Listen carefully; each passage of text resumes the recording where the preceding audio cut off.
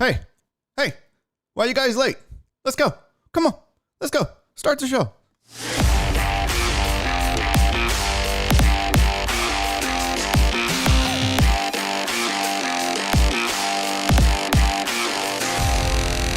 Live from the BiffNet Studios World Headquarters in Spring, Texas, it's Barry on Deck, hosted by former ESPN Houston radio host and stand-up comedian Barry Laminack, starring Oliver the Cat, written by Barry Laminack, produced by Barry Laminack, directed by, you guessed it, Barry Laminack, featuring sports, entertainment, special guests, film sessions, and some drinking. Okay, a lot of drinking. Viewer discretion is advised. And now, here's your host, Barry Laminack. What's up, you damn dirty deckheads? Welcome to Barry on Deck. I am your host, Barry Laminack. Thank you guys for being here. Today is Monday, August 16, 2021, and this is episode number 312 of Barry on Deck. As always, Barry on Deck brought to you by the AP Law Group. If you've been injured in an accident, don't be a dummy. Don't get bullied by the insurance companies. Get yourself over to aplawgroup.com or call them 713-913-GO-AP. Take care of yourself because the insurance companies ain't going to do it. Hey, welcome to the show. Thanks for being here. Sorry for my lateness. As it's getting worse, I'm going to have to, I don't know what to do. I really don't know what to do about this late start. I don't know how to discipline myself to make this not a thing. But I got to get better at this. I try to plan my day around this show, but then like this morning I'm booking comedy gigs and working with a guy there and dealing with some stuff on the other side. And then there's the personal matters, and then there's the show, and I have no excuse. I gotta get better. I've got to reprioritize myself. I've been slacking. The way I used to do this is I would at noon, I would stop whatever else I was doing and start show prep, and then I'd be ready to go. And then I slid that because I've got so much to do and so many hours in the day. I was like, you know what? I can start at 12:30. That'd be good. Now I'm like 1 o'clock. I can do my show prep and get done in 30 minutes. I got to get back to, all right, at noon, everybody leave me the fuck alone. Nobody talk to me. Nobody text me. Nobody, I am focused 100% on this show, and that's it. And I'm going to get back to that. Yeah. I do got to get better. I got to be a better coach. We got to coach better. We got to, boy, oh boy. Hey, it looks like Justin Swinford sitting on I-10 with a flat tire. That would be a beer if he had a fat tire. Sorry about that, homie. Hey, also, can I just give a shout out to truck driver Pookie? I don't know if he's listening. I don't know if he's okay. But I hope he is. And I'm rooting for you, buddy. I know he's going through some shit. I'm not going to give the details, but just want to say, TDP, I'm pulling for you, homie. Yeah. Y'all prayers up and shout outs to truck driver Pookie. He's GTSS, so we got to take care of him. All right, let's do this. Greatest decade in the history of the world. It's where we always start, and today is no different. My girl, Shelbster's in the building. Let's go. Shelby was first in the chat, first with the super chat, first like Triple Crown. Jeff Bell, put it down. Jeff Bell, second in the chat. Jeff Bell's been on his game too. I'm here to tell y'all, man, we got some folks that they get in where they fit in, and it's pretty dope. So I appreciate you guys showing up early and being ready to go. And oh fuck, I didn't even tweet out the stream. God damn it. I don't even have the link for it yet. I'm just the worst at this, guys. Come on. I'm the worst at this. Let's shout out the rest of the chat, shall we? That's always important to do. So we got Mark G. We got Aaron J. Bryan and Jeremy Vinegar and Jen and Fidel. And who else? Donna, my sweet Donna. Chris Reyes, my sweet Chris Reyes. Lisa, oh, what's up, girl? How are you? Eric Resendez, what's up, dude? Mimi! Marvin Winkfield is here. Shelbsters, I mentioned. Ray, what up, Playboy? Incarnate and Heartthrob Official, my dude Philip Barnard in the building. Dandy Tan, what's up, dude? Leave a shock. Liebershock is here. He said I had a wee bladder. I mean, I detect no lies. PK said I'm in for a like. I'll catch y'all on the replay. Word up, girl. Word up, girl. Hey, Miss. Amos said, yo, Barry, we outside. Where you at, homie? G-Man, what's up, dude? Good to see you, buddy. Thanks for being here. Who else? Justice Swimford, we mentioned. Gerald, what's up, dog? Dog, what's up, dog? The king is here, you guys. Robert Likes Beer is the king of the Deckheads, and he's here, damn it, and ain't nothing you can say about it. Aaron J. Bryan said, nice shirt, B. Hey, thank you. This is one I made. I was thinking about making it available. It's like those, you know, when you get a bag at the grocery store. Yeah, and it's one of those thank you bags, and it just says love each other. So this is, I'm thinking about making this a thing. I got a new shirt I'm dropping for you tomorrow. I think you guys are going to like this shirt. Got a bunch of Barry on Deck merch coming soon. Heartthrob said he's got to write me up. I can't keep scheduling for your afternoon shifts. I know. One more, you got to let me go. I might turn in my 2-week notice. I'm exhausted. Rudolph Rodriguez with the sanitize, wash hands, social distance messages of the day every fucking day. What's up, Wesley? Good to see you, buddy. Cisco is here. Who else is here? John Garza, what up, dog? Dog? BZH 420 in the building. Clarence, what's up? Hey, Blair. CC, my sweet CC is here. Good to see you. Steven, Michael Caravantes, Barry, what shirts do you use when you make them? So it depends. If I'm doing like mass stuff, merch, I use American Apparel shirts. Some of the one-offs that I've did for the XP folks or like, you know, some other stuff, I'll go down to Michael's and get a canvas shirt. They're real nice. They're real soft. They're not terrible. Like this is a Gildan. So when I do them for myself, I get this raggedy ass. These are like Gildan, heavier, thick. I just spend a couple bucks on this because it's really more just for the show. But when I make them for you guys, I get the nicer, softer, a little more slim fit shirts for you guys. So yeah, for me, I just buy the shitty $1-2 shirts that you can get at Michael's. No big deal. I don't care. I don't care. Barry's gonna have his own merch on the table October 8th. I'm super excited. Tomorrow I've got a lot of shirts to drop. Well, you'll see. There's a lot that I'll have. This isn't even on the website, but I've had this shirt for a while. I'm just surprised you guys didn't notice. All right, nonetheless. Can I do one thing, you guys? Can you just allow me to tweet out the show real quick? I'll be fast, I promise. I forgot. And I got to make sure that we get every single soul we can get on the show. Hey, I'm live. Talking sports. Come hang. Here. Done. See, that was easy, right, guys? Okay. Oh, super easy. We got this. All right, let's start the show. I have some things I want to get into. We've got a film session today from the fight and the crowd at the Rams game. We could do an actual NFL film session on Tim Tebow's blocking. Not going to want to miss that. I got some opinions for you about Texans. I didn't watch the game. Don't need to watch the game. Wouldn't plan ever was going to watch the game. Oh, thank you, Cisco. I should have known that. Wesling said, save me a BiffNet shirt. Yeah, Michael said next level makes some good shirts. I think they are the same as Canvas. Yeah, pretty much. And that's the American Apparel ones too. You know, to be honest with you, next level, American Apparel, Canvas, it just depends. I have an account with Alpha Broder. And so if I buy I have a big box. Like I have this big box. Oh, shirts. So like this is just part of the box. But all that is American Apparel. All that. They're navy and black. So you'll see. We'll talk more about merch tomorrow. Not today. That's not today's show. Tomorrow will be a merch discussion. But I got headlines for you. Let's do that first. Oh, also,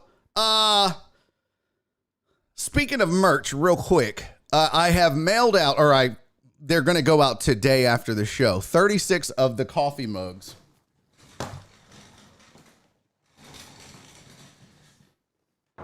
As you know, twice a year I do gifts for my Patreon members. If you are a huge deckhead, the $10 tier, you get it twice a year. If you are the big deckhead, you get the annual gift. This is the annual gift. So everybody on Patreon that's been rocking with me since at least prior to February 1st. So if you got in on January 30th, you're good. You're going to get one of these. But you had to be rocking with me for 6 months on Patreon. You can't leave and come back for 9 months. I mean, you got to be here. That's the whole point. I'm trying to reward you guys with stuff like this. So everybody that's qualifies is going to get one of these mugs. I've sent out 36 of these. I boxed them up yesterday. I had Nora working sweat equity labor like a factory. We put them in the boxes. We stuffed them full of paper. We shipped them, tagged them, all that stuff. So I did a test run of about 8, and none of them got broken in shipment. So I'm fingers crossed these don't get broke when I ship them to you guys. But I got the original. I got more boxes coming in, and then the rest will go out hopefully this week or by the weekend. Okay? Oh, actually, probably not this week. I got a busy week all week. So, but I'll get as much done as I can. If I owed you merch for your initial sign up for the Patreon, that's also in there. So Crystal and Christy and a lot of other folks that signed up on the Patreon since May, your merch is going to be in the mail to you. And I owed a few folks some different t-shirts for various reasons. CC, those have been made and put in the mail as well. So I still owe a few people something. Robert Likes Beer, I still owe you. And I still have to ship the bottle for Virginia Buttonweed's weight loss challenge win. Not gonna lie, I've already spent about $400 in shipping yesterday. Still have about 400 more to go. It's a lot of goddamn shipping. But we're gonna do it. Steven, the weather guy, said, "Damn, Nora helping you pack." My wife would be like, "Your show, you do it." No, my girl's ride or die. Nora's the best. She's the sweetest thing in the world, man.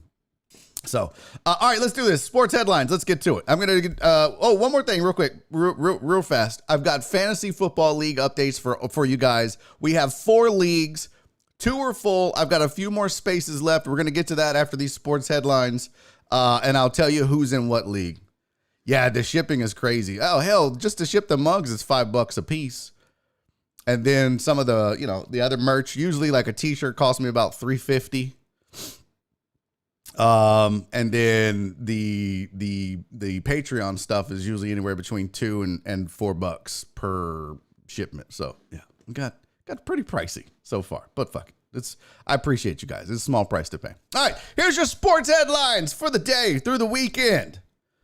Cardinals are hoping to have J.J. Watt ready to go for week 1, having a hamstring issue. He's hamstrung, has not been playing. Chandler Jones is disgruntled. We'll see what happens over there, but they could go from having a really good D-line pass rush to none if Chandler Jones gets traded and J.J. Watt can't go. Clippers have sent Patrick Beverly, Rajon Rondo, and Daniel Otura to Memphis for Eric Bledsoe. This is a salary dump deal by the Clippers. It's going to give them a trade exception, a mid-level trade exception. This is also going to get Memphis some expiring contracts in Rondo and Beverly. We'll see where those guys end up. They both kind of didn't live up to the hype this year. Beverly kind of lost his spot in the rotation altogether, especially in the playoffs. Rondo couldn't get off the bench and didn't stay healthy. Arturo's looked decent in summer league. Bledsoe, obviously, defensive stalwart that's going to give the Clippers some, they free up obviously some cap space, but they get a guy who can defend a little bit. And maybe this was part of the plan when they talked to Kawhi. Maybe talking to Kawhi, they were like, "Hey, here's what we're planning on doing. We kind of have a deal in place. What do you think?" And probably including him in some of these talks, I would imagine, if they were smart. Hey, Incarnate, kiss my ass, okay? Doing the best I can, buddy. Hate you so much. So much. Here's the rest of your headlines. George Springer's day-to-day with an ankle injury. Hey, I know you'd love to have Springer. I wonder what is his numbers for the year compared to what the Astros have done in center field. Just humor me here for a second.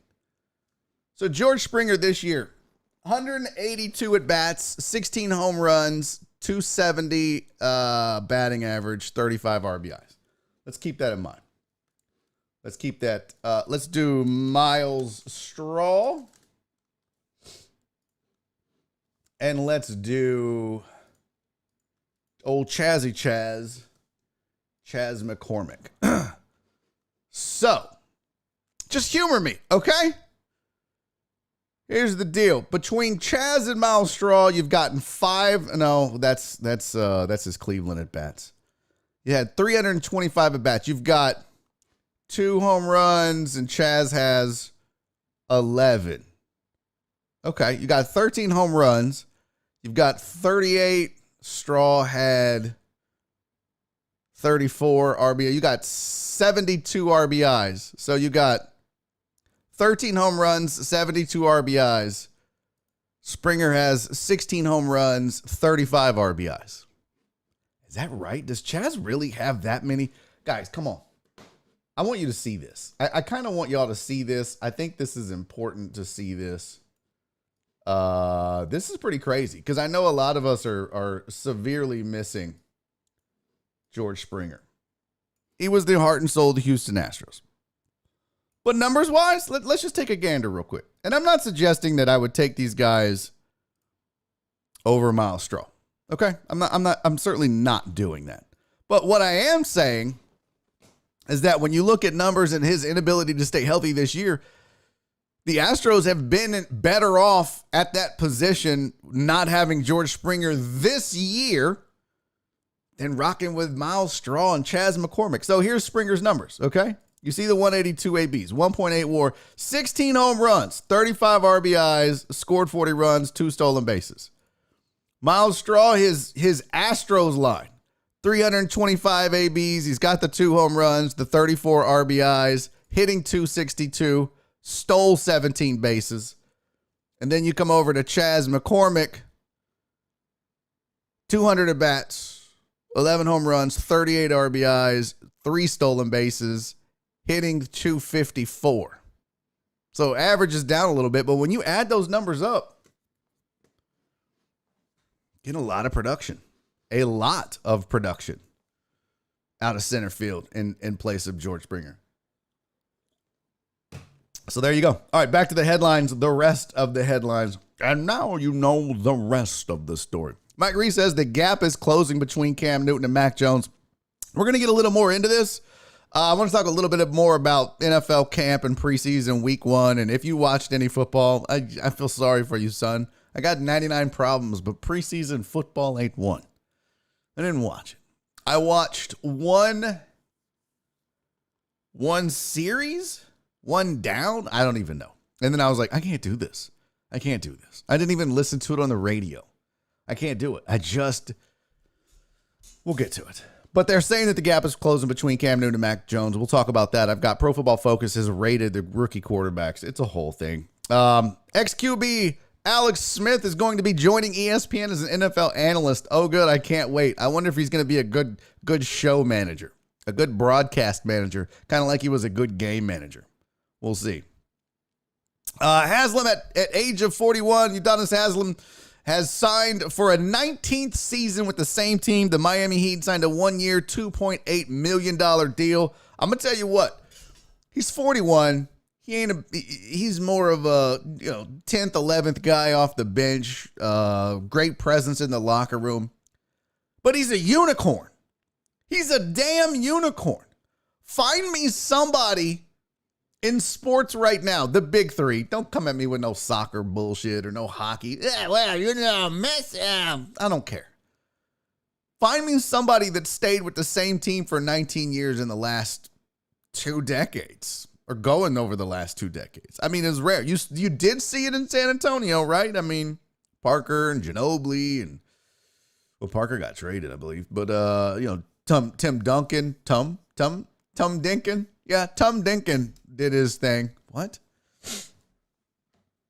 So, pretty amazing. 19 seasons with the same team. Pretty wild. Luis said Reggie Miller. Did you watch the Malice in the Palace doc? I'm going to get to that. I got thoughts on that. I watched it too, but we're going to get to that. Trust me, we have so much to cover. And I've got so much topics to discuss. Oh, by the way, is Joel Hernandez here? Did I miss Joel? Did he chime in? Joel, are you here, buddy? Joel usually never says a word until the end of the show. And then he says, hey, great show, and he leaves. Joel, buddy, if you're here, I have your koozie and your sticker for signing up on the Patreon, but you didn't put your address, homie. So I have no way to mail this to you. So I need you to go to Patreon and update your mailing address so that I can get this in the mail to you. It's already ready to go. I just need to slap it on my actually I already weighed it. I just need to print the label and pay for it. So let's go. Brian said Jeter. Yeah, that's true. It's rare though. Oh, you did? Good. Thank you. Thank you very much. I'm glad, Joel. Thank you. I will look for it on the Patreons. But I swear I just looked and didn't see it. Are you sure? Did you update it this weekend? When did you update it, Joel? Como se dice Biggio?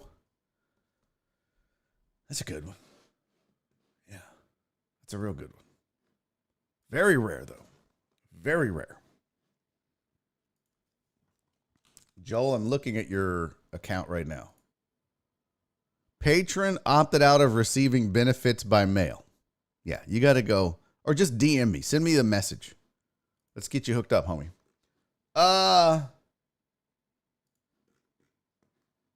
Brother Bear's chiming in on Twitter. Chaz versus Stroll. You already know. Let's go.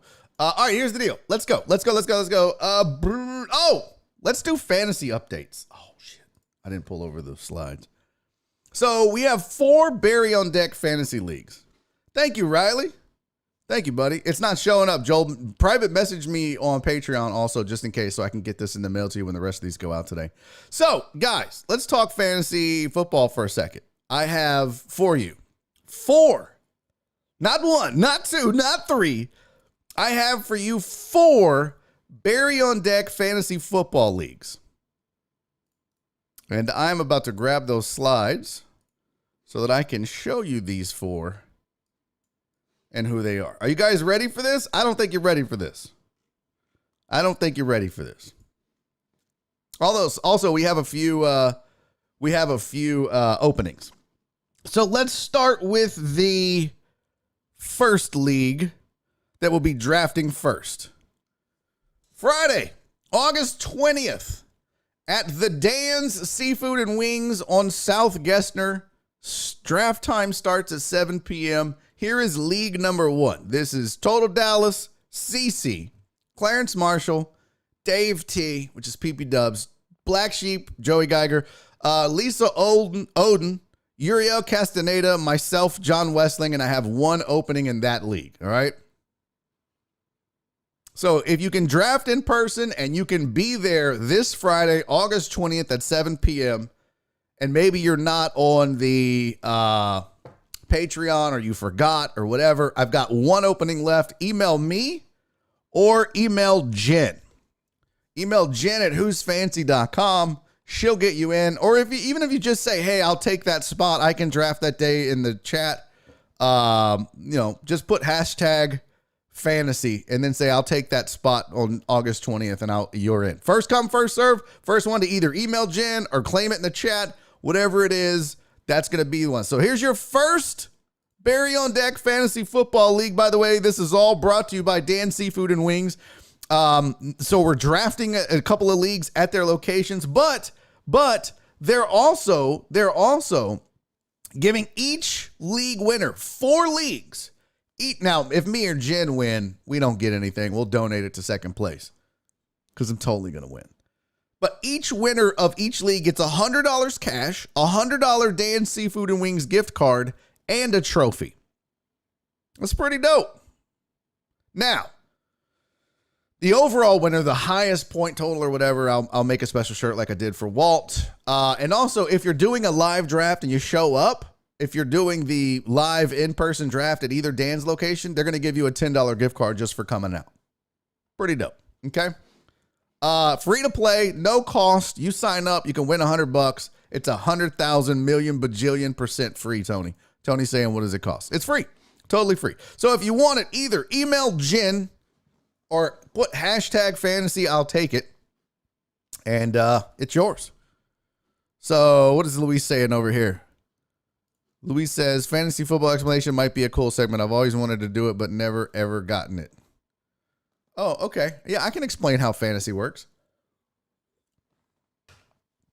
Yeah, I totally can see. So, Justin, are you in on this?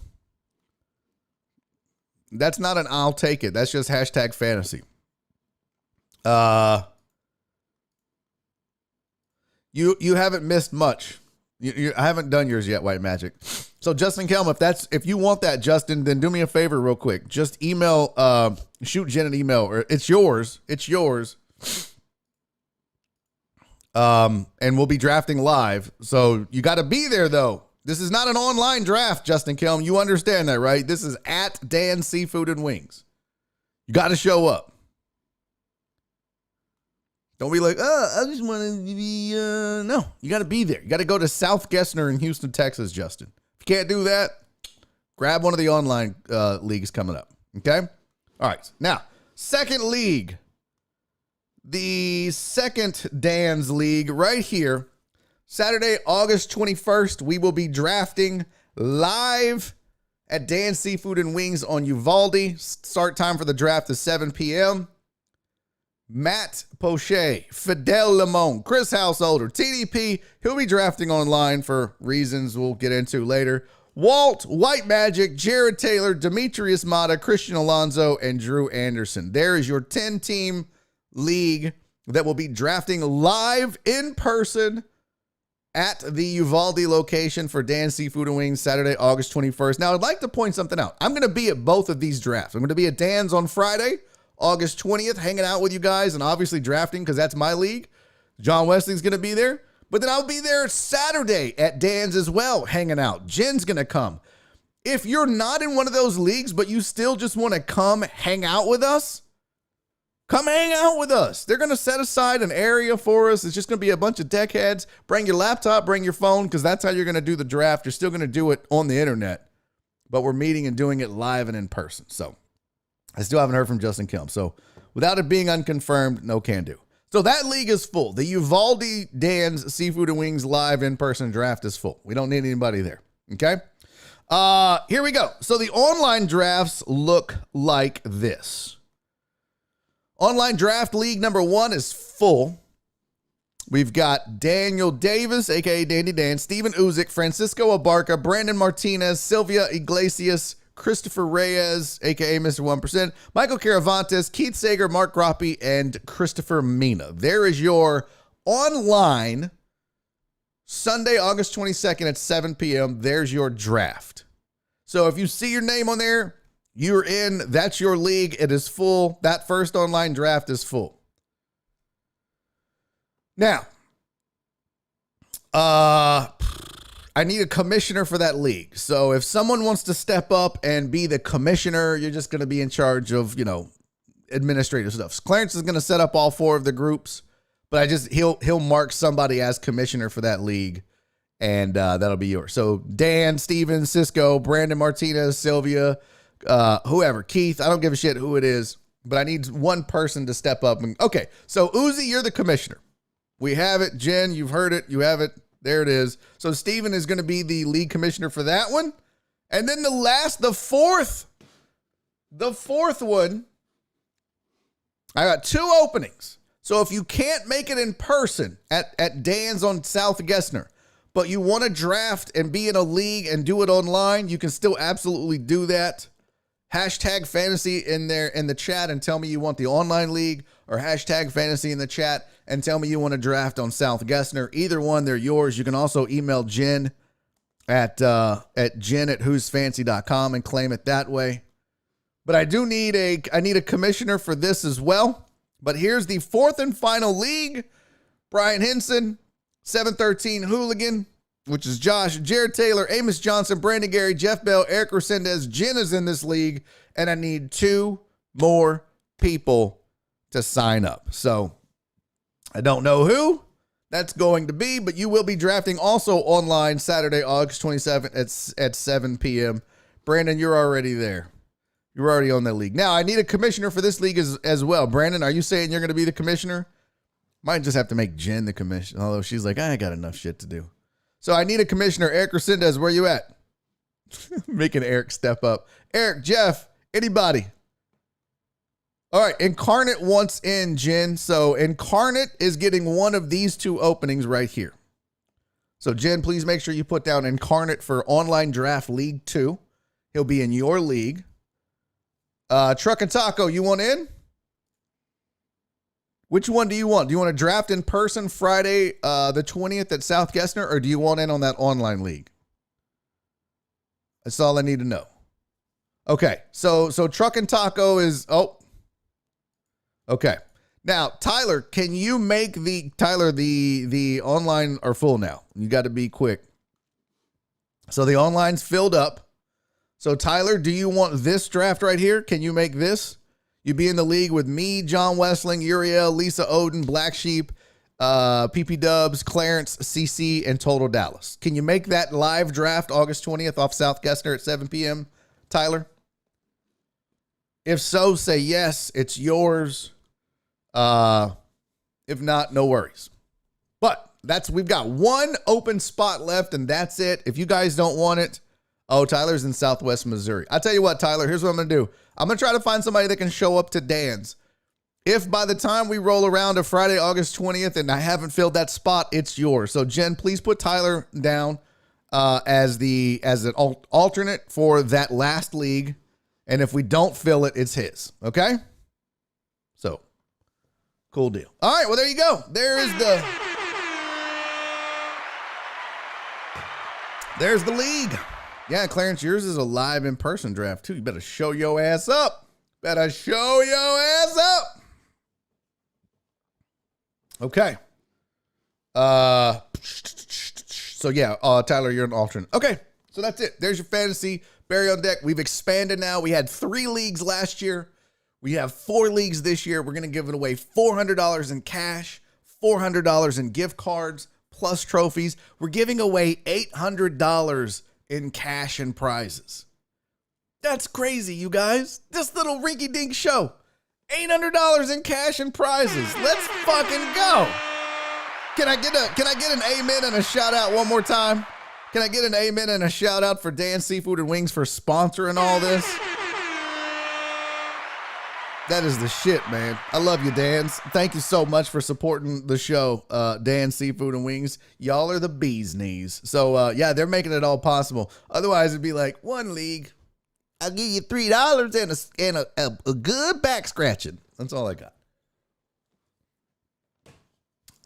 What do we do? Let's see. So, Clarence said I get to beat up on Barry and Westling, but we did ESPN last year. Isn't that correct? Whatever it was last year, BZH, that's what it's going to be this year. So if it was Yahoo, it's going to be Yahoo. If it was ESPN, it's going to be ESPN. Whatever it was last year when we did the Barry on Deck Fantasy Leagues, we'll probably just do that again this year. It'll be easier. Which one, Clarence? You said yes. I said both.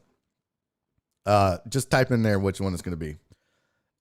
Brandon Gary said, if I win, I'm buying a new bottle of Proper 12. Well, if you want to waste your money, buddy, you just go on ahead. Told Dallas, I guess I'm putting some Dans in my mouth. Hell yeah. I appreciate them, man. This is, they're good folks over there. Okay. They're real good folks over there. All right. We got our sports headlines. We got our, okay, it is ESPN. So these are all 4 leagues are going to be on the ESPN draft. Good to go. All right. Let's talk some sports. What do we want to talk? Let's see here. Oh, we got a little super chat. CC, thank you, sweetheart. You the best. I appreciate you. CC said, I'm tapping out. I'm on the struggle bus. K, love you, K, bye. Love you, CC. Get better. I hope you feel better. CC partied this weekend, you guys. And obviously she partied pretty hard. If she's unable to, it's CC right now. Yeah, so she partied too hard. We love you, CC. What did Louise say? Live show at Dan's. No. There won't be a show at Dan's, although John Westling and I will probably talk a lot of trash to you. And if you want to live stream that on your account, you can. Nah. But no show. Not going to do a live show at Dan's. Not now. I mean, later, maybe down the road, sure. But not during fantasy. No. Just show up. Come hang out. That's going to be the deal. All right. Let's talk about my guy here.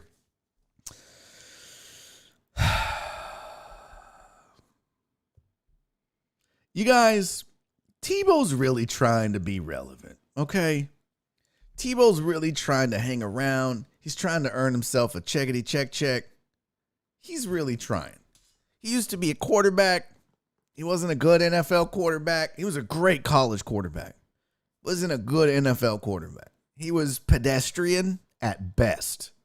So then he said, screw that. I'm going to go play baseball with the Mets. And then they were like, no, fam. You're not that good, bro. He was like, okay. Then I'll just go play football with the Jags and I'll be a tight end. And I have a feeling that pretty soon the Jags are going to be like, no, fam, we're good. Because there is now film. There is now actual game footage of Tim Tebow playing football as a tight end. And it is not attractive, folks. So let's look at it. It's not even pass catching. It's just he can't even block good. So here's some footage. This is Tebow. Let's start from the beginning. The man you see there lined up as the H-back. That's Tim Tebow. I wish I had my mouse. I could circle it for you. But right there, just behind the left guard, in between left guard and tackle. That's Tebow, and he's going to throw a block right here. And this is Tim Tebow's one shining moment. Oh, Lord Jesus. What was that? Can we run it back? Now, I'm no Lance Zierlein, okay? I'm no Lance Zierlein breaking down game film. I'm pretty sure that this isn't a quality block. I'm pretty sure that doing that right here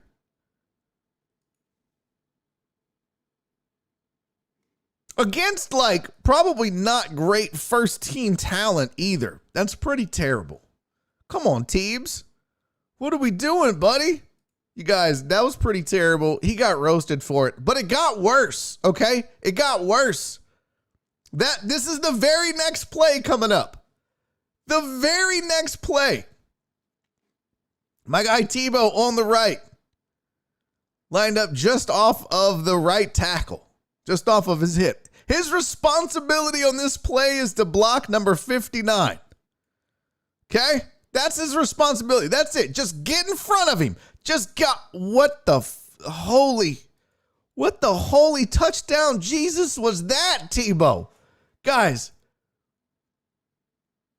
I mean, what on earth? This is so bad. I feel like I could do this. Like I could whiff on a block like this. That is so bad. And I don't know tight end blocking techniques, but I know this. If you're looking at the ground, you're probably not going to get a good block in. So sad. And then, so not only does he whiff on the block, but his guy blows up the play. His guy blows up the play. I don't know who that is quarterbacking there for the Jags. That's not Minshew, is it? No, that's not Lawrence. But he's not real thrilled that got blowed up. My goodness. My goodness. Where did Tebow even end up? He gets pushed. He goes back to the pile. Oh, and he gets the tackle. Good job, buddy. What are you doing? Why are you out here whiffing on blocks and then getting the stop? That is so terrible. You guys.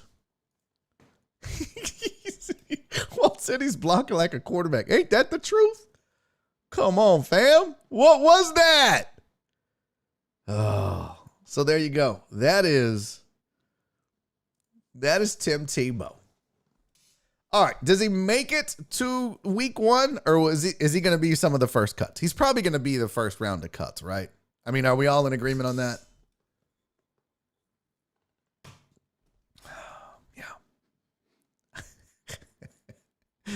Tebow versus Watt, like TD versus Vince Wilfork. Yeah, that would be pretty bad. Could you imagine putting Tim Tebow out on the hip of a right tackle and then be like, okay, now, Tebow, your job is to block Aaron Donald. And Tebow's like,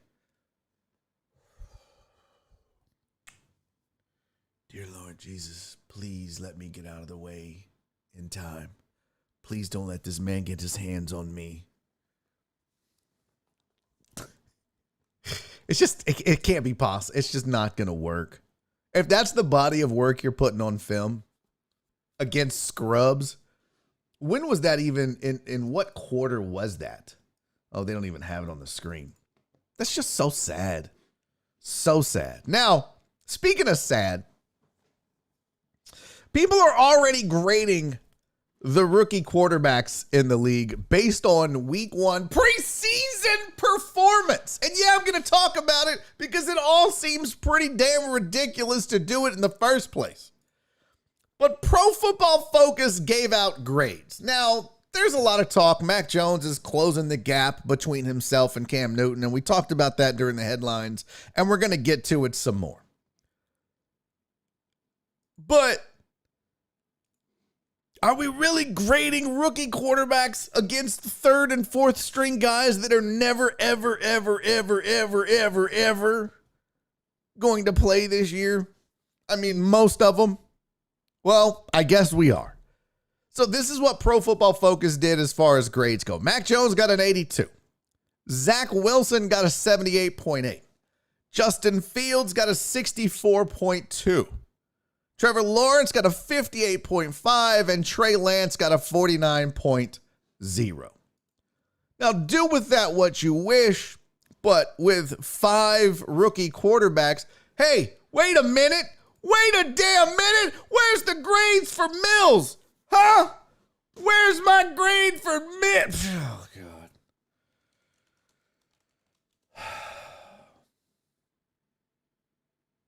Guys, Davis Mills looked. I think they should try him at tight end and see if he could block better than Tebow. They're like, you had some good, you had some bad, and when you got a guy like that, you got to take the good, you take the bad, you take them both, and there you have the facts of strife. I don't know.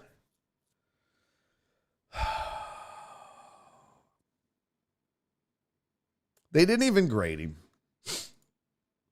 And that's okay. Tony's out here giving grades. I gave Mills a C. Thank you.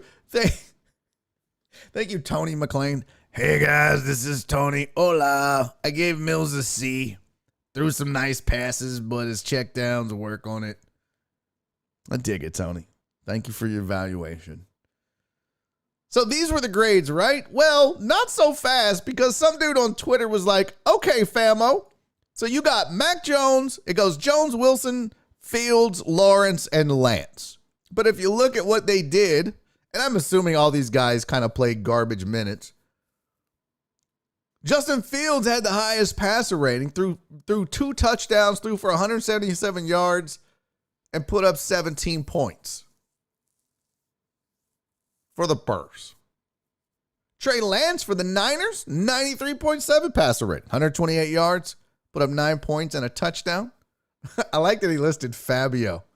Trevor Lawrence, 90.5 QBR, or passer rating, 91 yards, no touchdowns, no interceptions. Zach Wilson had an 86.8 passer rating, 63 yards, 3 points, no touchdowns, no interceptions. Nobody threw an interception, so that's good. 78.2 for Mac Jones, passer rating. 87 yards, ended in 6 points, no touchdowns. So there you go.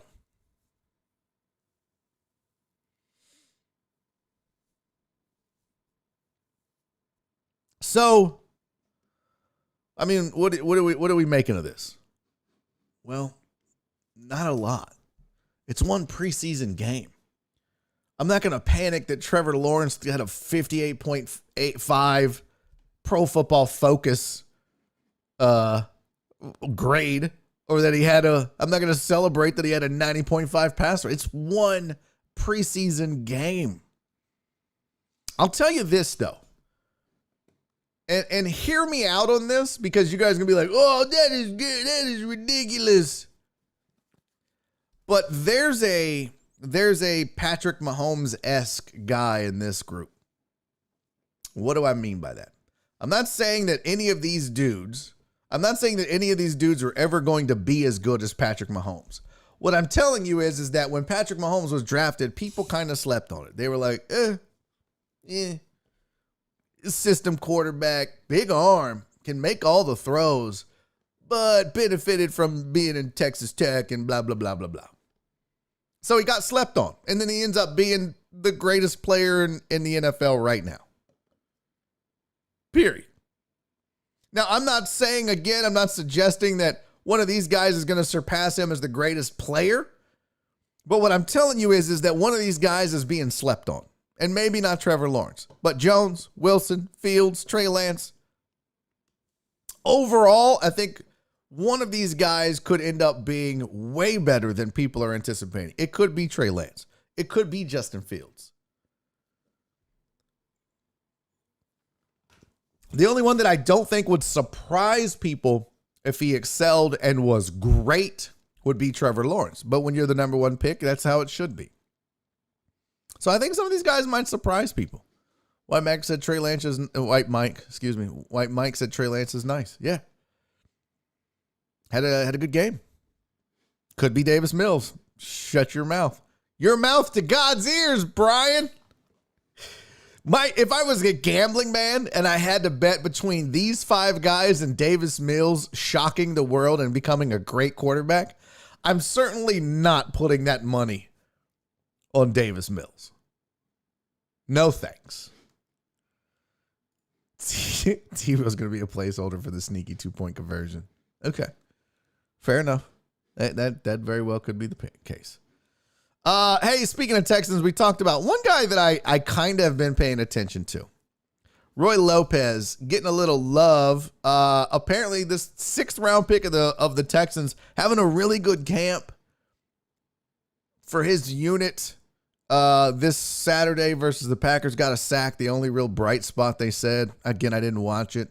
But you keep seeing this name over and over. I'm not telling you that I've been at camp all season. I'm watching it.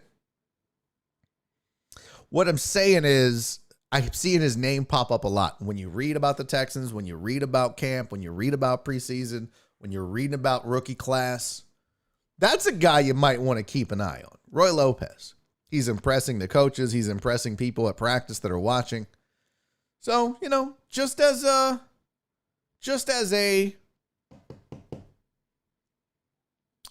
mark it down. I'm not saying he's going to be J.J. Watt, but I'm saying that as a 6th round pick, people are impressed with what he's doing. So keep an eye on it. That's all. Just keep an eye on it. Total Dallas says Davis Mills versus the field. Give me the field. I'll take the field. I'll definitely take the field.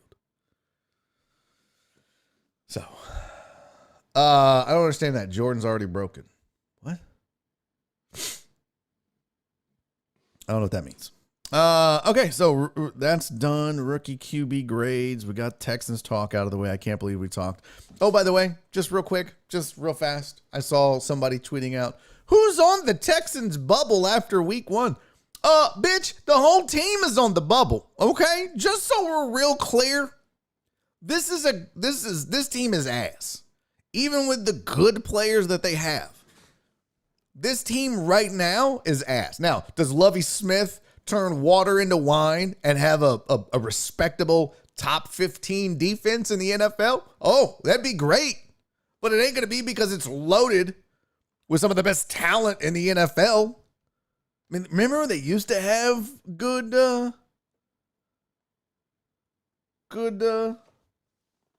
linebackers?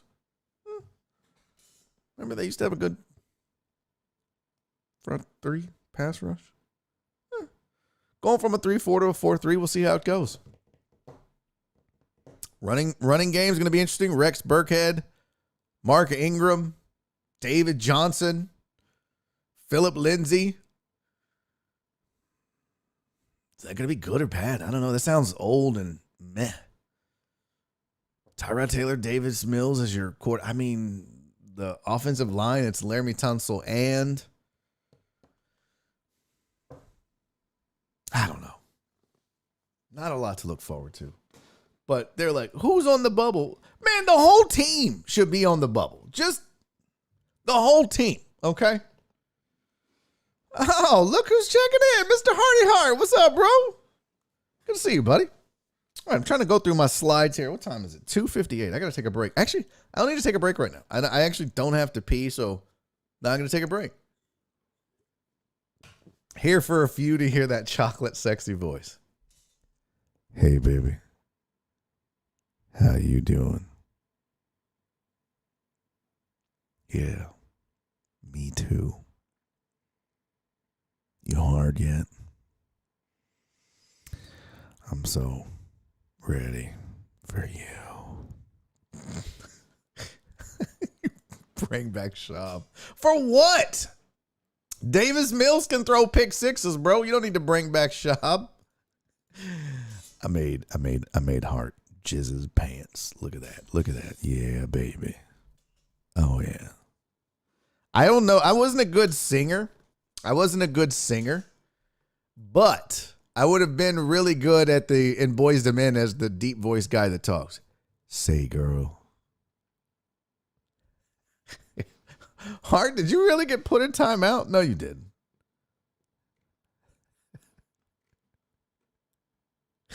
Told Nelson he's getting soft and everything. We got a phone sex operator. Yeah. Barry Light instead of Barry White. Nice. I could have been, yeah. What's the lyrics? What does he say? Let's see. Boys to Men, end of the road lyrics. Hey, girl. I just, what is it? Where'd it go? Where's the talking parts? Girl, I'm here for you. All those times at night when you just hurt me and just ran out with that other fella. Baby, I knew about it. I just don't care. You just don't understand how much I love you, do you?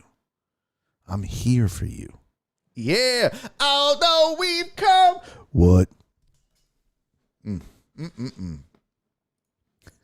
I think I triggered something. I just got. Oh, yeah. Oh, you did you really? I think I triggered something when I said I was wet. That's interesting. I don't think so. Maybe the mods accidentally put you in timeout. I don't know. Come back to me. I'm in so much pain. All right. That was silly. Y'all want to do a film sesh? It's 3:01. I don't have to pee yet, but I can feel it coming. Okay. That sounded weird. I'm going to close all these fantasy things so I don't accidentally click them. Blah, blah, blah. What is that? Why is that open? Okay. Okay, cool.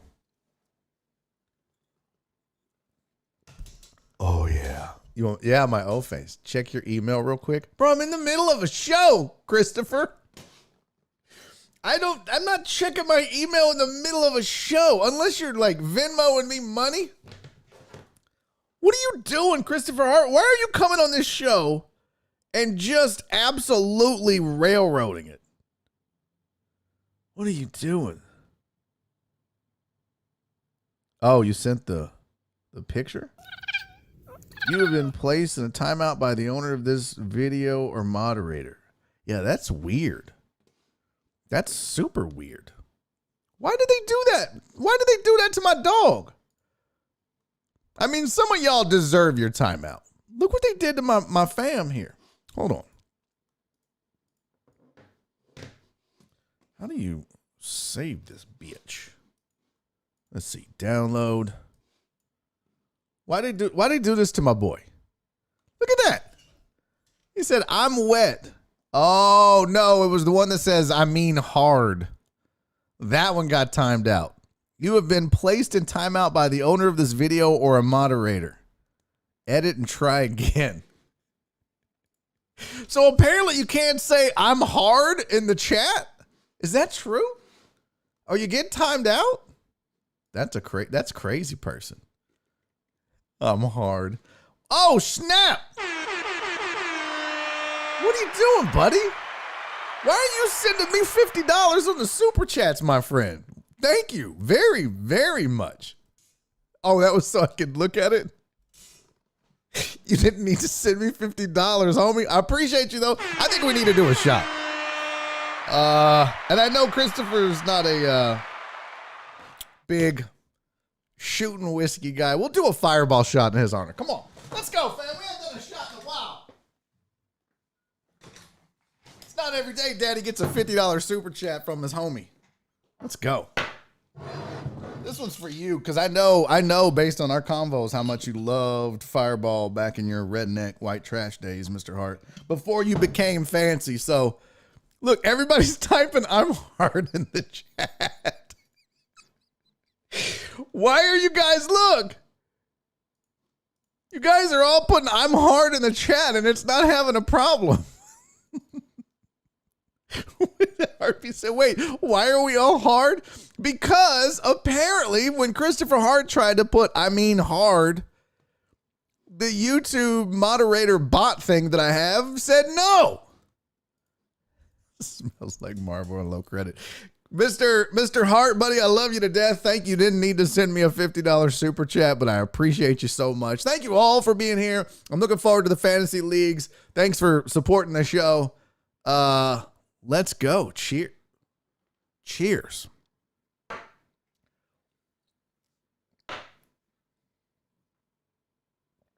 That's good shit. Okay, now, guys, what are we doing here? Everybody's typing, I'm erect, I'm on.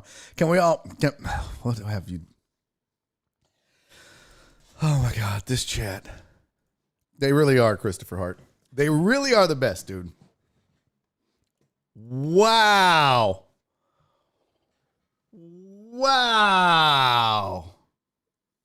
White magic. God. What are we doing? Oh my God, white magic. Whoo! For those of you newer to the show, you'll just have to trust me. That was inappropriate. All right, let's do this film session. Come on. So if you missed it, this is going to be a good one. If you missed it, there was a fight at a Los Angeles Rams game in the end zone by amongst and betwixt Rams fans. Now, this fight has actually kind of gone viral because of how it started and why it started and so forth. So,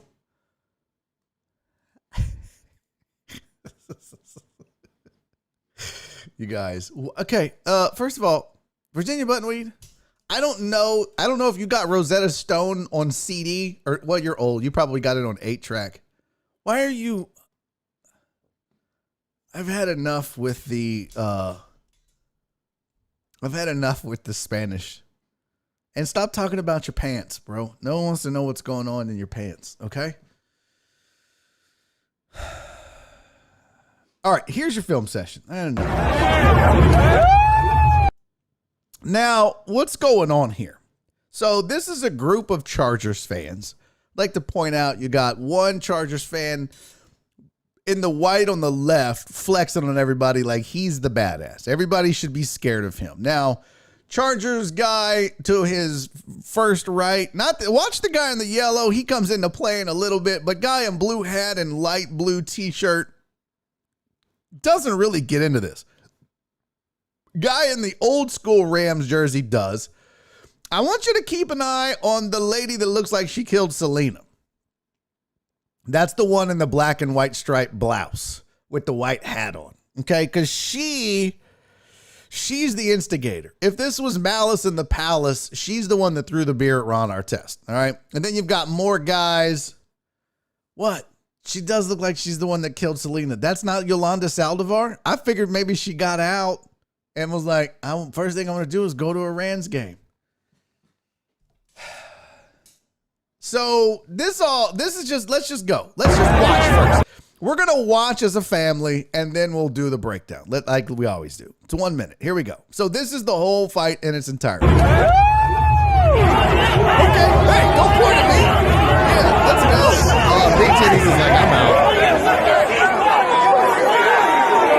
It's like, this is yapping. This is yapping. Ain't nobody tough. None of y'all are tough. What? Oh,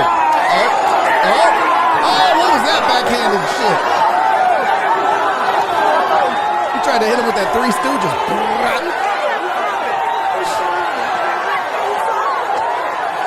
Oh, wow, that's not good. We got hockey jerseys. Damn.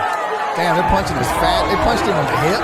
Punched his spine. He punched him in the butt. Oh my God, this is outstanding. So much drink. So much drink. You don't need to leave, buddy. I'm just fucking with you. No, seriously, you don't need to leave. Just a joke.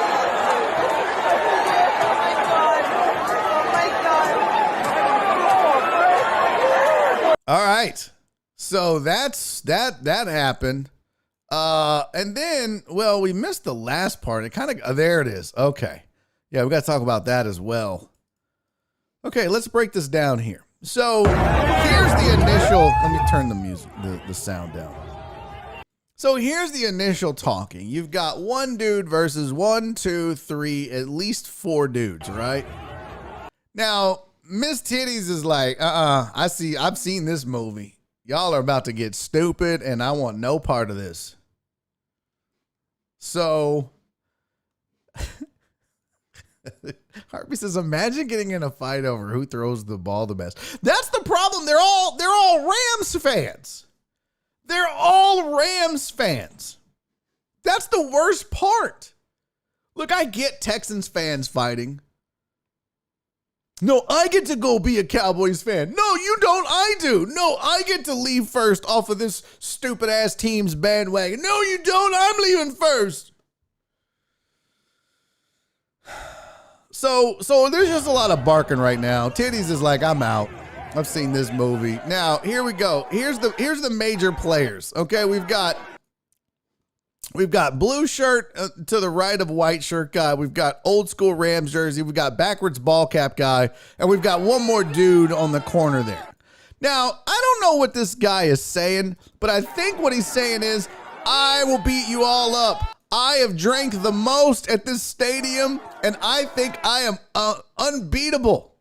Not only that, I think I'm tougher than all you guys. I'll whoop this whole section's ass. Now, you see his buddy? His buddy's like got his arm around him like, hey, puto, you know you got beat up by your woman, right? Stop talking. He's like, I'll kill you all. See, the problem is this dude is so drunk, he doesn't even know who he's yelling at. He looks like he's yelling at the next section over. He doesn't even look like he's yelling at the right guys. And I like the guy in the blue Charger shirt to his immediate, it's his left, you're right if you're looking at the screen, because he's like, hey, bro, just relax, man. Chill out. Chill out. The one white guy's trying to make peacemaker. He's like, hey, man, we all love the Rams, man. Relax. I want you to watch him when the fight starts. He's like, oh, shit, I'm out. There's a bunch of large Hispanic men fighting. I think I'll be over here if you need me. All right, I also want you to keep an eye on the dude behind him in the yellow. Because he's going to come into play a little bit later. So here we go. Now, this girl tries to step in. I don't know who this is. Is she security? I think she might be security. She got a little water bottle in the back pocket action going. I'm not sure if she's, I don't know who she is. But she's like, sir, you can't beat up a whole section, sir. You're not that tough. Why don't you come with me? We'll go to the back and we'll relax and you'll be okay. He's like, hey, you want some too, lady? So let's turn our attention back to Yolanda Saldivar. So as we're looking at this video here, I want you to keep an eye on the lady you see almost middle of your screen, the one that killed Selena. So she is instrumental in instigating this whole thing because you can still see her there. She's talking. Now watch. She's going to look back right there. She looks back now. You can't see her. And while my guy is giving him the Italian, I'll beat to your ass, she's grabbing a beer or a Coke. And let's see. Guilty. Bitch, we see you. As you guys can see, she's got a Coke in her hand that she's about to throw at my guy and start this whole brawl. Right there. Now, Aaron Donald, the fat Hispanic Aaron Donald, doesn't know who threw this. He's just assuming that it was one of these 4 dudes in his face. Okay, so now he's like, oh no, I'm about to Three Stooges all you bitches. Okay, I don't know that connected on anybody, but if it made a sound, if a punch could make a sound, it would go. That would be the sound that punch made. What? I like that he tried to slap. He tried to pimp bitch slap all four of these dudes, and you can see that now they're mad. So the white dude in the blue shirt's like, "Hey, player, what's going on? I'm out. Y'all about to squab. We gotta watch. Keep an eye on Yellow Chargers fan. That'll be important in a second here." So the other three guys is going to get real interesting. Now they're mad too. They're like, "Hey, player, you don't get to just pimp slap, backhand, Three Stooges slap the shit out of us for no goddamn reason." So here we go. It's on and popping. Now they're trying to pull him back. They're like, "Hey, fam, you can't beat up three dudes." Actually, it's four dudes. So it's guy in the old school jersey. It's backwards hat guy. You can see a new guy enter the picture. And then there's the guy at the bottom right of your screen. So now it's 4-on-1. He's trying to punch. Guys, what have we talked about? What have we talked about in a fight? The one thing you cannot do is hold your friend back. This is how ass whoopings occur.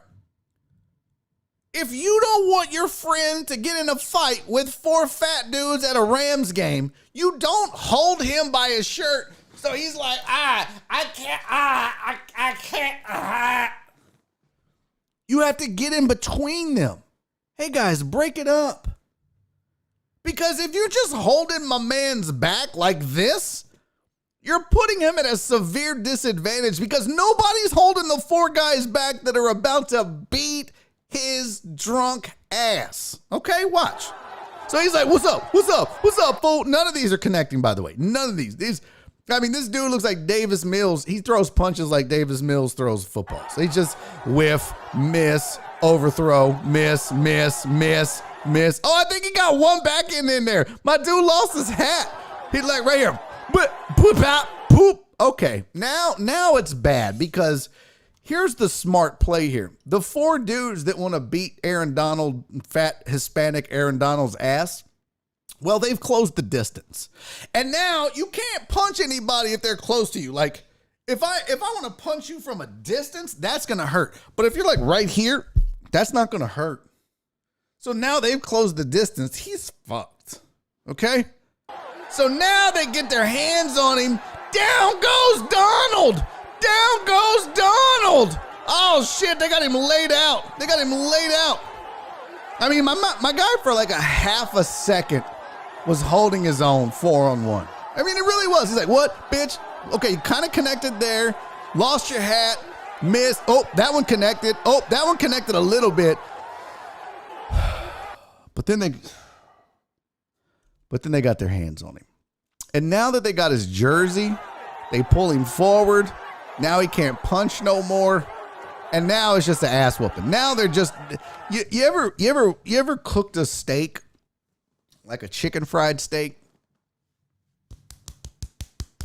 and tenderized it? That's basically what they're, I think these big fat four Hispanic guys are about to eat this guy because I think they're tenderizing him for the grill.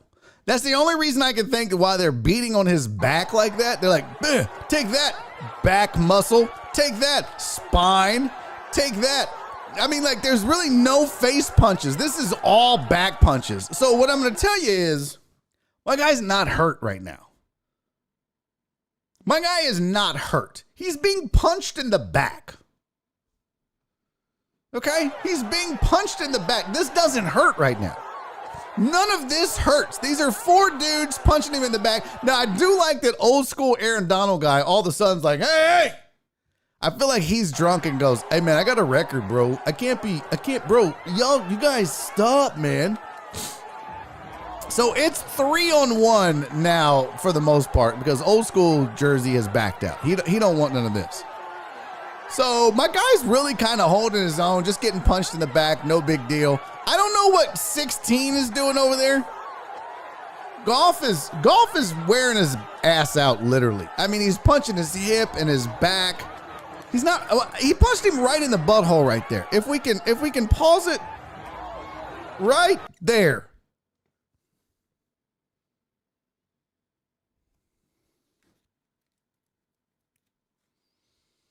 I've never been punched in the butthole. I don't feel like it would hurt. Like if I just, oh, I mean, they didn't. I don't. If I'm throwing punches at someone, I'm not like, where's his butthole? Where's his butthole at? Give me that butthole. Wait a minute. Don't yell that in a fight. Give me your butthole. Don't yell that in a fight. So literally, this is now we're getting into some face punches here. Still got mostly back punches, which really isn't that big of a deal. I mean, your spine's getting tore up a little bit. Got punched in your fat roll. That doesn't hurt. Right? Butthole punch coming. Boop. Butthole punch. Back. Now people are throwing beer for no reason. Now he's getting some FaceTime. Okay, now they've dialed up the video call and they're getting some FaceTime. Here's the thing. I don't know if you noticed this or not, but I want you to take a look at something here. Where is it at? It's coming in just a second here. So we see the two guys, they're double teaming. Now old school guy is whooping that ass, right? But I want you to notice something. I don't know what's happened, but look at those sneakers. Look at the white tennis shoes coming out from my guy's hips. He's put some work in on somebody. Somebody is in a precarious position. If we can see the bottoms of your Air Force Ones, you're not winning this fight right now, and it's 4-on-1. And one of the four is having a tough go of it. If we can see the bottoms of your sneakers, unless you're a Brazilian Jiu-Jitsu blue belt or better, you're kind of fucked at this point. The cackle is amazing too, by the way. The laughing is hilarious, Marshall. That's one of my favorite parts of this. So you see Yolanda Saldivar is trying to exit stage left now. She's like, I didn't do it. Old school Rams jersey, threw a few punches just to make himself feel like a man. Now they're calming down. Boom, got some more face punches going. Okay. Now we move over to Act 2. And I don't know what happened to my guy in the black shirt. But I'll tell you right now, I don't want to fight anybody with that much butt crack hanging out. I'm good. I don't need that in my life. There's so much going on in this video, but I don't need that in my life. I mean, it's weird how the whole scene shifted. Over here, look, you got Golf and Old School, and you got the two dudes. You got one sneakers up guy who's not having a good go of it. And then his buddy on the right in the black tank top probably had the best of all this. So now you got this dude's ass is out and he's fighting Yolanda Saldivar. And remember the black dude I told you to keep an eye on? Now he's in the mix. That guy. Now he's in the mix over here.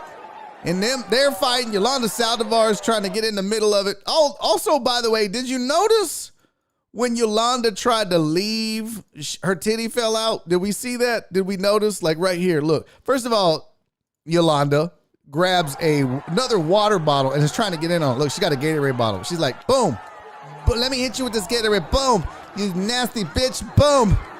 I started this. I don't even care anymore. Boom. Now right here. Watch. She's like, take that. You know what? Let me get out of here. I just almost got knocked over. My titty's out now. I got to go. Let me go fight this guy. Like, what is she doing? And now she's over here. Hey, stop it, mijo. Stop it. Your butthole is out. Your butthole is out, mijo.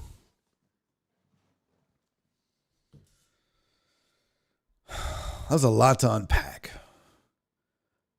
My question is, Rams fan, why are you fighting each other? There was a Chargers fan there at the end. Look, right at the end of this all. So there's a Chargers fan in the yellow, but look, right at the end, bro, there's a Chargers fan back there. There's a Chargers fan on the right. Man. Come on, famo. Go fight the Chargers fans. Stan, you're letting Yolanda Saldivar just cause all that ruckus. That's a shame.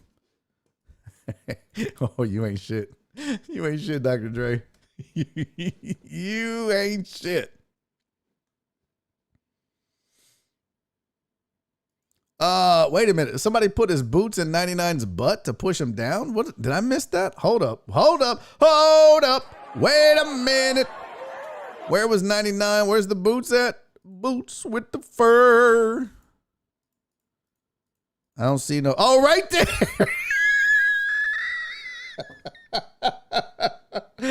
Oh, that's outstanding. Let's see. He's like, come on. Come on. You guys want some of this?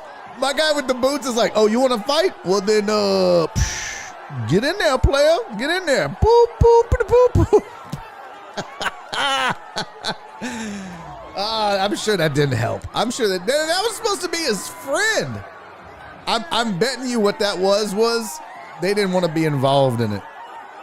They were like, bro, if you're going to fight, go fight on the row in front of us. I don't want you here. That might even be a chick. Yeah, I think that's a chick. I don't know. I can't tell. Wow. That's pretty outstanding. Yeah, that Three Stooges backhand was insane. Okay, here's what we're going to do. We're going to take a quick break. Now I have to pee. It is 3:25. And we're also going to take a break because we have a new feature on this show that I would be remiss to get to because we talked about it already. But last week we talked about chasing your dreams, right? Last week I told you guys, stop procrastinating. If there's something you've wanted to do your entire life, just go do it. Just start. And Steven Uzik, our resident weather guy, was like, I've always wanted to do the weather. I was like, why don't you do the weather? He's like, I was like, all right, I'll tell you what, from now on, you're going to do a weekly forecast for Barry on Deck on this very show.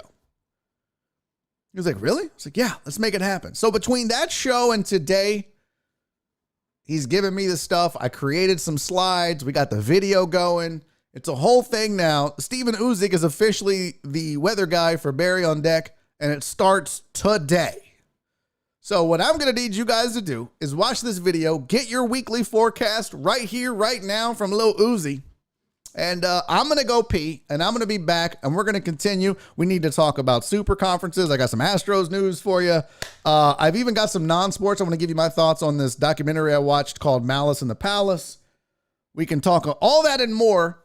Get your weather update. Go smoke a cigarette, poop, pee, whatever it is you do during the break. And I will see you guys back here in less than 5 minutes. Don't go anywhere. This is Barry on Deck. I'm your host, Barry Laminack. Stick around.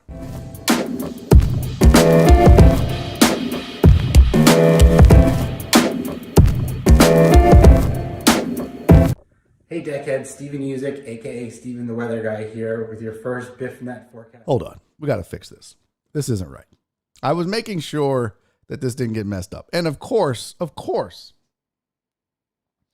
I have my camera and stuff in the wrong spot. So let me just take that off. I'm not worried about that. Let's see. Break daily. Here we go. We're going to remove this and this. Cut. Take two. Hold on. We've got to make sure this is right. Okay. Let's go again.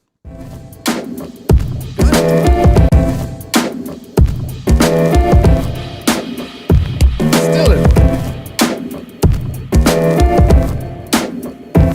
Hey Deckheads. Why isn't this working, party Steven people? The Weather Guy here with your first BiffNet. Nope. I'm not doing this. I'm not doing this until I fix this. Why isn't this working? Okay, I found it. I did the wrong one. Okay. All right. Hey, enjoy the break.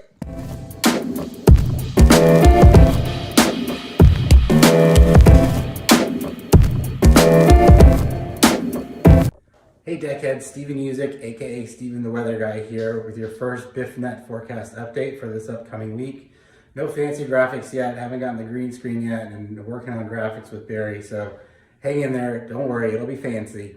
We'll start off the week this Monday with about 40% chance of rain as the front moves nearby. When Tuesday it dries out a little bit, Wednesday rain comes back, about 40% chance. Those days temperatures will be in the mid-90s, 94, 95 degrees. Thursday, Friday dries out, rain chance probably no more than 10%, and temperatures probably in the, I say it's 96, 97 range. After that, we're watching Tropical Storm Grace. It's still way out there, out by Puerto Rico, so a little too soon to know where it's going. Could go up near Florida, could come in the Gulf. Too early to know, but we'll keep an eye on it, and stick around after the break or go fuck yourself.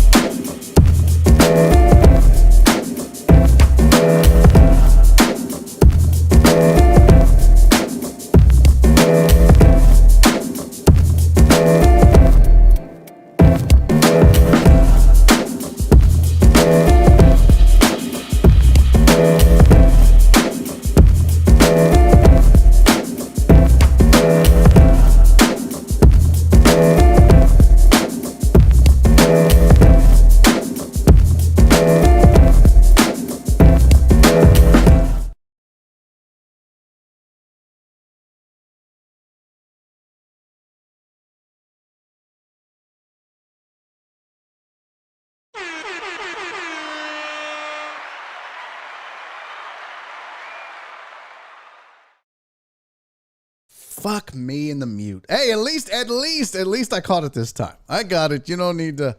Hey, can we give it up for little Uzi Vert? Huh? Uzi coming through in the clutch. I loved it. Great job, Steven. We're going to get this. I know. I got the mute. It's a 10-second delay. I got it. I'm excited, man. I thought he did a great job. Show that man some love. That dude is chasing his dreams. The official weather person, guy, weather man, weather dude for Barry on Deck. I know, you guys. I know. No sound. I hate this fucking break. It's always after the break, by the way. It's always after the break that I mute myself and then forget I mute myself. Yes, thank you.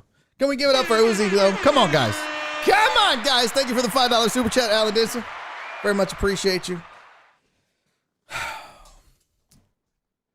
Two things I'd love to have in my life. Two things. Right now, at this very moment, at 3:31. Weather bro. Yeah, Steven is our weather bro. Two things I'd like to have. I would like to have about 4 to 5 more hours in a day and a producer. I think that this has just become too much shit to do. As I continue to try to up the value, the production value of this show, it's just too fucking much. But I don't know any other way to do it. So this is what it is. But yeah, guys, I thought he killed it. He's got the green screen. I ordered it for him. Shout out to Jeff Bell and Eric Resendez for pitching in on a party and helping me get Steven a green screen. He's going to start recording his videos on green screen. Got to get you a microphone, Steven. Uzi, we got to get you a microphone, buddy. It's got to sound better. You got to stay at the production level of the rest of the show. So we'll get you a little microphone for your cam. It'll be good. Here's the problem. You guys are all saying call producer Nick. I don't have the money to pay a producer right now. That's the problem. So I wish I could, but that's just not a thing I can afford right now. This show doesn't make enough money to pay somebody. But hey, we do the best we can do. And if it's not good enough, then fuck them. All right, so I got fantasy leagues. I got the merch update. Got the weather in. Got our headlines. NFL talk all the way through. Baseball. Oh, well, I didn't really do this. Yeah, let's talk this. Let's talk this for a second. So we talked last week.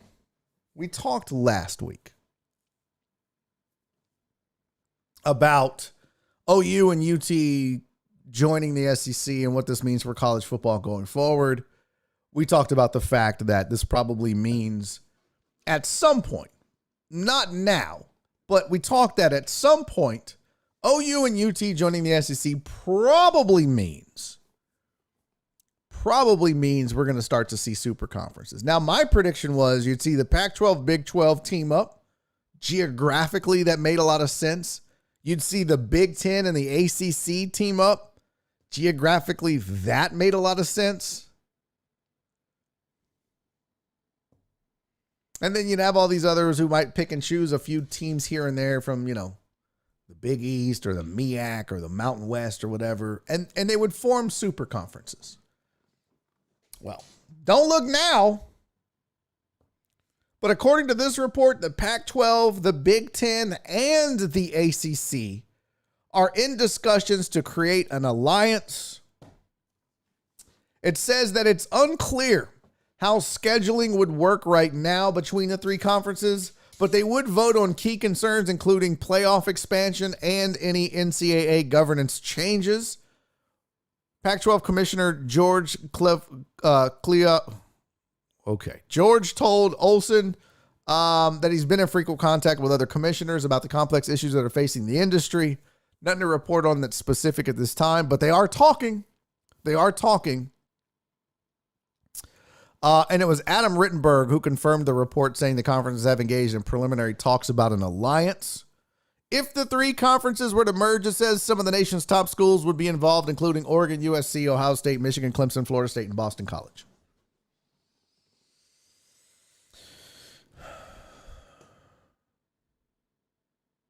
What does this mean? All I'm going to say is Barry's going to gain a few more listeners between 3 and 4.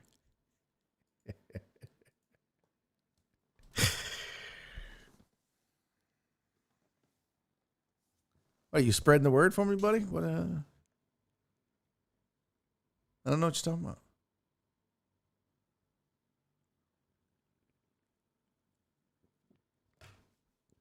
I appreciate everybody giving the kudos. What is this? Hashtag weather guy email. What is that for? What is that for? I don't know what that means. What are we emailing Steven? So, do you guys, so if we look at the Pac-12, the Big Ten, and the ACC, it's interesting that they're leaving out the Big 12, right? That's my takeaway from this. Like, you got the Pac-12, the Big Ten, and the ACC talking about a scheduling alliance. But if you look at the Big 12, who's left that they would really want to include? TCU? Maybe Baylor? I mean, do they care about that? Boy, these teams in Texas, all of a sudden, let me explain something to you. When you look at the teams that are left in the Big 12 after, Texas and OU leave, the Aggies are gone. I mean, you're stuck. You have Iowa State, Kansas State, Baylor, TCU. Like, this isn't a sexy conference anymore. We knew that. But I thought adding TCU to the Pac-12 and maybe some of these other teams and picking up a few Mountain West teams, you could create a nice little Western conference, like the WEC, not MMA related. But you got the Southeast Conference. You could create the Pac West Conference, PWC. I don't know. But according to this report, they want nothing to do with the Big 12. Neither does the Big 10. Neither does the ACC. And this is supposed to be a powerhouse football state, Texas. And pretty soon, it's going to be 2 teams and a bunch of what? It sucks, man. Really sucks. What is that? 217. What does that mean? I don't know what that means. 217. I don't know what that is. What are you talking about? What are you talking about? Oh, 217 likes? Is that what we're at? What? You guys got 217 likes on this program? You guys are badass, man. All right. I guess you guys don't give a shit. Oh, the likes. Okay.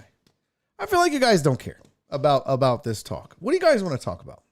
You want to do a sports quiz? Oh, I do want to talk about one thing. So I watched. I took a shot. Not eating and then taking a shot really got me all discombobulated. One shot. One measly shot of Fireball got me all dizzy. The thunder, that thunder is right over Gal Studio. No, Dimata. I would rather just end the show now than do Formula One talk. Riley said TCU would probably be the one that would get the most pull from someone to grab. You would think so, but I don't know. Total Dallas, thank you for the $5 super chat, my friend. He said conferences need to be semi-regional. Non-revenue sports don't have travel budgets for long distances. That's a good point, but let's be real. Some of these teams float, right? Some basketball schools are basketball in a conference for basketball only, not football. So it could be done differently. What we're really talking about here is football. And I think that'll be the I mean, obviously that's going to be the driving factor in all these decisions. I do need to rebuild my tolerance, Reyes. You are correct. NASCAR. Didn't watch any NASCAR. People are mad at Discount Tire. I don't know what that means. Why is it that no one wants the religious schools? I don't know if that's it, Eric. I don't think that that's necessarily the case. Notre Dame is a religious school. I don't think that it's, necessarily because TCU was a powerhouse in football for a while. I think it's just that a lot of these conferences, a lot of these other schools, a lot of these big names now look at Texas and think, well, if you don't have UT and A&M, they're going to literally mop the floor in recruiting in this state now. With both of them being in the SEC, it's just not, I don't know. I mean, good luck. At least when you had Texas and OU and the Big 12 and you stood a chance. They just don't anymore. Oh, hey, could somebody time out Robert Likes Beer for me? The Kings out here talking about birthday months. So, you wanted attention. You got it. I just wish all the Texas high school athletes would stay in Texas. Well, that's the thing, man. Would you, Billy? Billy, let me ask you a question. If you were good at football, if you were good at what you did, and you're being recruited by A&M, UT, Ohio State, Alabama, LSU, Oklahoma, and Clemson, is UT and A&M really going to be your first two choices on the board? Let's say you're one of the two or three best running backs, linebackers, offensive linemen, quarterbacks in the nation. Would you, well, you know what? Let me stay with Texas instead of going to play for Nick Saban or going to Clemson and playing for Dabo or going to OU where it's just Heisman after Heisman after Heisman. No, let me stay at Texas and be semi-relevant. Let me go to A&M and be semi-disappointed. Absolutely. Fidel's like, I'm on the first bus to Alabama. And that's it. And it does suck. I would love to have the loyalty of all of these guys to stay in the state of Texas. Of course, that would be amazing. The colleges in this state would be damn near unbeatable. California and Florida would have something to say about that. But if the NCAA put out a rule where every player has to play in a state or in a college that's in their state, I mean, by far, the Texas teams would be some of the best teams in the country, hands down. But that's just not how it works. And now with this NIL deal, this name, image, likeness deal, that players can make money, you think they're going to go now that the Longhorns and the Sooners have jumped to the SEC? You think that the third best quarterback in the nation is going to go, well, I could go to Texas and get some money. I could go to A&M and get some money. Or I could be like this one cat that's never played a snap and go to Bama and get $1 million because it's Bama and I'm pretty good. Yeah, they're going to Bama. Hands down. And I'll tell you what the worst part about this is for the teams left in the Big 12. They damn sure ain't going to TCU. They damn sure ain't going to Baylor. I mean, these teams just went from Power 5 worthy teams, TCU, Baylor, Iowa State. They just went from Power 5 worthy to, now what? Because if these others, if the Pac-12 and the Big 10 and the ACC are not including the Big 12 in discussions of a super conference, and the SEC is already doing its own thing and doesn't give a shit about the rest of the nation, damn. It's a big step back for football in Texas. Period. No. Listen, you guys in the chat like to say things that you know is on the bannable list to get attention so that I talk about you. So when you get the attention, I don't want to hear it. Shut the fuck up. Take your ban like a man or woman. And I'll see you in 5. Look at this free. Okay, I'm going to make another rule. And this is going to be called the Incarnate Reyes rule. If I time somebody out for violating one of the chat rules and you guys start that shit, you're also getting timed out. I will not have lawlessness in my chat. I will not have you ne'er-do-wells in my chat running amok.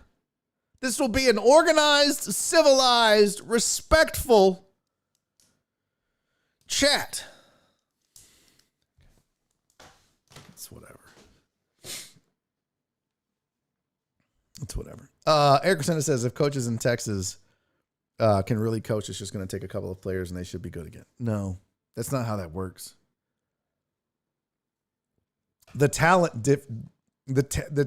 difference in talent that A&M and UT and the rest of the SEC is going to be able to recruit versus whoever's left in the Big 12 excluded from the other super conference. Think about that as a player. If you had your choice between a team in the SEC, a team in whatever this new super conference is going to be between the Pac-12, the Big 10, and the ACC, or playing for TCU and playing against a bunch of other scrub-ass colleges, bro, I'm telling you guys, you're not passing up that opportunity. This is really bad news for the rest of Texas football. It's really, really bad news. Yeah, good luck. Nobody's going to want to play for Tech now. I'd rather go play at a Pac-12 school. I'd rather go to Utah. I'd rather go to Oregon than play at Tech.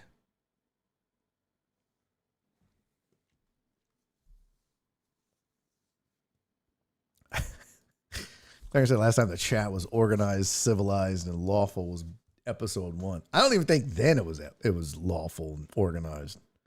Been a bunch of grab ass. UT will be the doormat of the SEC. Oh no, my friend. I don't think you know how that works. I don't think so. But I'll say this, Dr. Dre on 290. I'll say this. What they're going to have to do, they're going to have to get a better coach. They're going to have to find their Jimbo Fisher. Okay? The Aggies were Johnny Manziel, Mike Evans, having those two guys made them worthy adversaries in the SEC. But we saw when it kind of got when they regressed to their mean with average coaching and above average recruiting, they weren't able to compete with the likes of LSU and Bama and even to a certain degree, Georgia and Florida. It's going to take a Jimbo Fisher for UT to make sure that they're not the doormat. But when they get that and they're able to get back to the old UT in recruiting, good luck. They're gonna be a powerhouse. I promise you. And I don't even like the Longhorns. I'm not a man, I can't wait to see the Longhorns do good. But I promise you, they'll be back. Everything will change when Saban retires. That's probably a good point. What does that mean? Are we going to have a repeat? What's the record for likes? I don't know. What is the record for likes on here? I think it's in the 500s or 800s. It's always when Christopher Hart shows up. He's a very popular guy. So here's the deal. Robert Likes Beer says it was worth the 5 minutes. So that's just it. Oh, the storm from yesterday. Well, look, Uzi called it. 40% chance.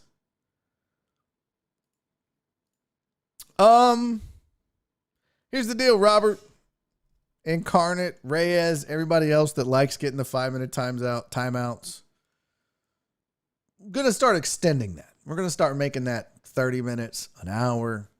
See you next week. I mean, it's just getting old.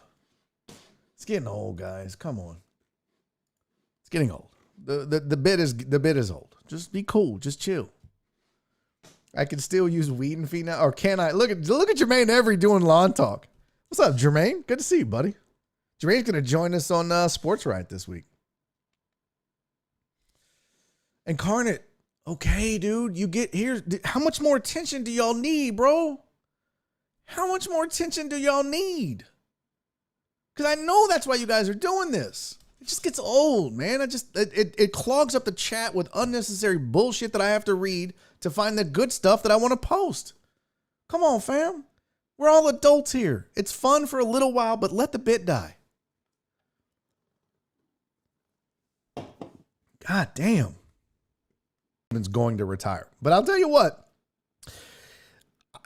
If you're making a field of of big name coach, one, don't count out Mac Brown, bro. Have you seen what he's done with North Carolina?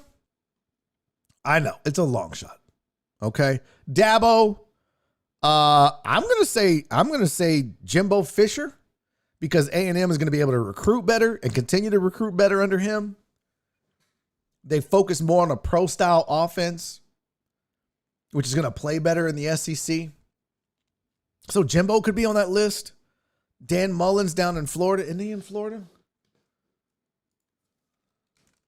Where's Dan Mullen now? He's in Florida, right?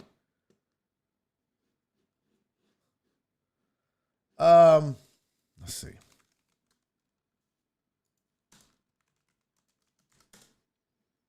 Oh, wow. Yeah, Dan Mullen. I call him Mullins. Whatever. You know what I meant. I mean, these are the names that, yeah, Lincoln Riley's a good call. Lincoln Riley's a really good call. Riley. Yeah. I would say Coach O Fidel, but with the drop-off that LSU has experienced, I'm going to need to see them climb back up to a powerhouse in the SEC if we're going to start considering them. Because remember, we're not just talking about good coaches. We're talking about whales. We're talking about Nick Saban's, right? We're talking about best of the best. And that's why I even kind of hesitate to mention Dan Mullen, because he's had some success, but you got to consider when you're saying who's the next whale, who's the next best coach in college football that's out recruiting everybody, that's always number one, that's always competing for national titles. You got to consider the school and recruiting. Florida is going to be the best recruiting school in the state of Florida for a while, and that's going to be Dan Mullen because of the SEC. I think they're going to out-recruit Florida State. You got to look at Georgia. You got to look at LSU.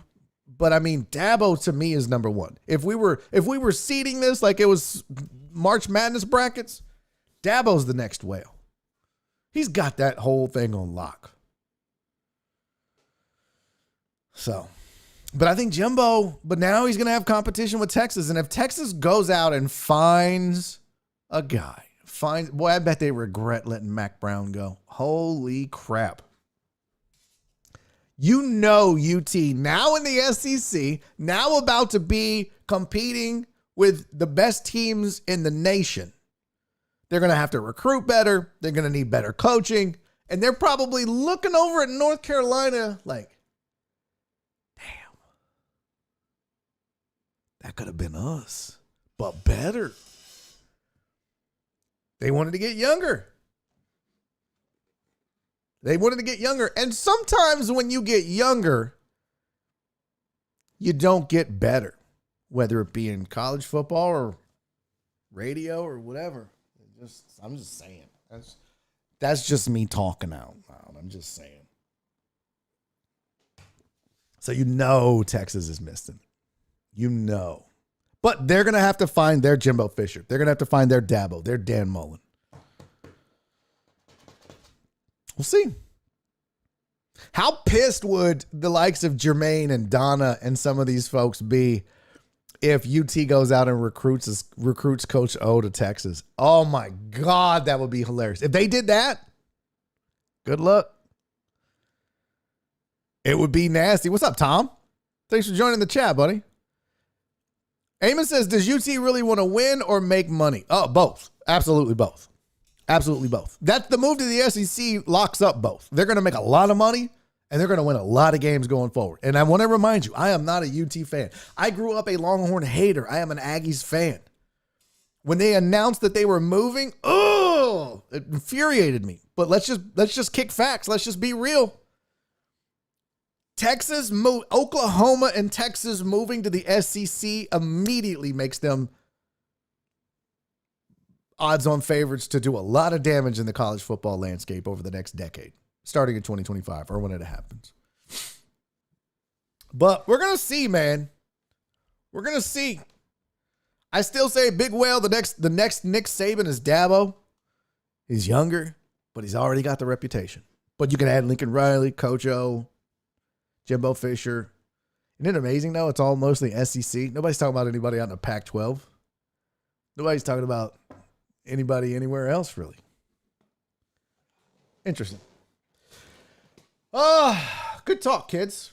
That was actually good discussion on college football. I enjoyed it. I appreciate it, and I hope you did too. Hey, real quick, before we bounce, I wanted to tell you guys, if you have not watched the documentary on Netflix called Malace at the Palace, do yourself a favor. It's like an hour and 10 minutes. I didn't really know the details and the backstory behind it.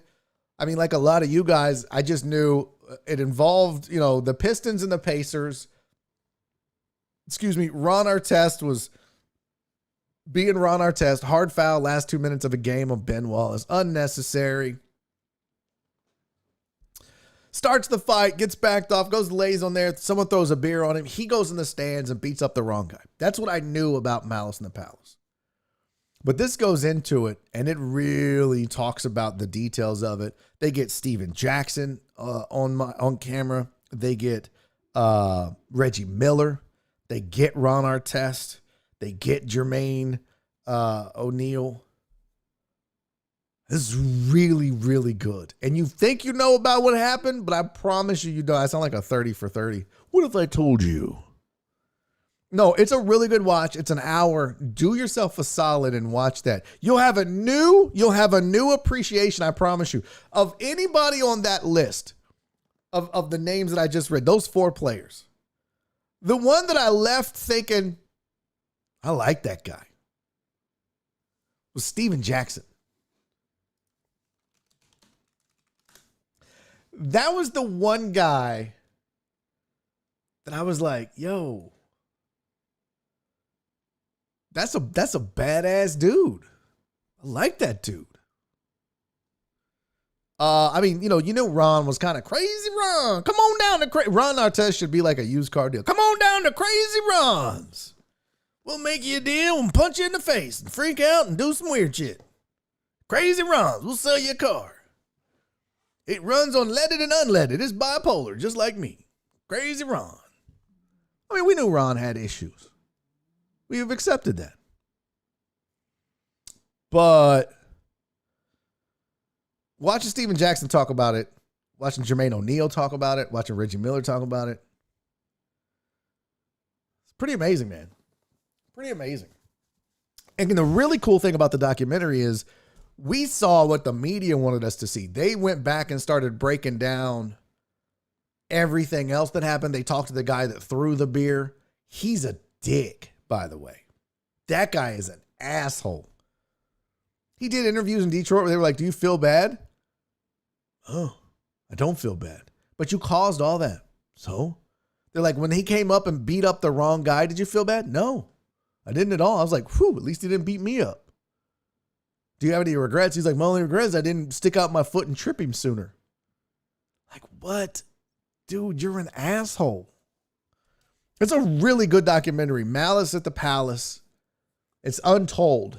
The Malace at the Palace. Go watch it tonight. I promise you'll like it.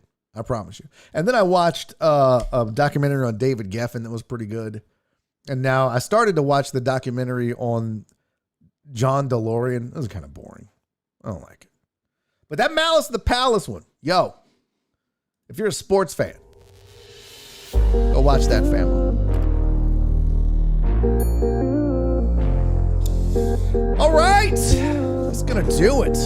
Barry on Deck brought to you by the AP Law Group, 713-913-GO-AP. If you've been injured in an accident, make sure you call them. Don't get bullied by the insurance company. Get somebody on your side that's going to take care of you, that's going to fight for you. That is the AP Law Group. Yo, fun show today, man. Thanks for hanging with me, guys. Thanks for being here. Good times. Looking forward to the fantasy league starting up. Good job, Lil Uzi, with the weather. Good job, chat, for the most part. Justin Swinford said, is it homework? No, I probably won't talk about it again, but you guys might want to talk amongst yourselves, jump on the Discord and talk about it. It's just, if you're a sports fan, if you're a basketball fan, you should really go watch that documentary. I think you'll like it. Hey, until tomorrow, my buddy Christopher Hart's going to be back. 2 fancy guys coming at you tomorrow talking anything and everything. Until then, You guys do me 3 favors. Be safe. Be kind. Most important, love each other. See you guys tomorrow.